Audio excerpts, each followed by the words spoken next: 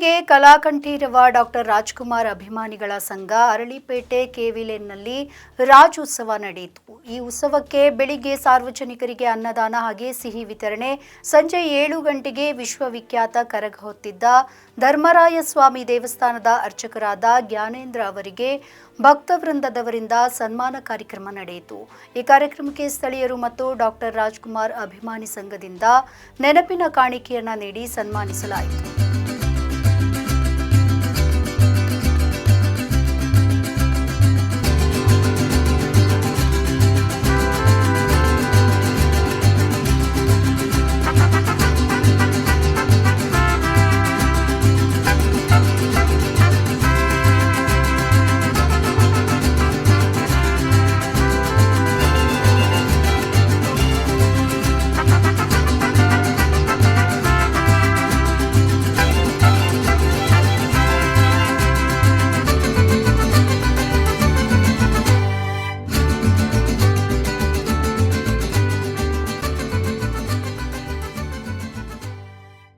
ನಮ್ಮ ಈ ವಿಡಿಯೋ ನಿಮಗೆ ಇಷ್ಟ ಆದಲ್ಲಿ ಲೈಕ್ ಮಾಡಿ, ಶೇರ್ ಮಾಡಿ, ಕಮೆಂಟ್ ಮಾಡಿ ಮತ್ತೆ ಸಬ್ಸ್ಕ್ರೈಬ್ ಮಾಡಿ.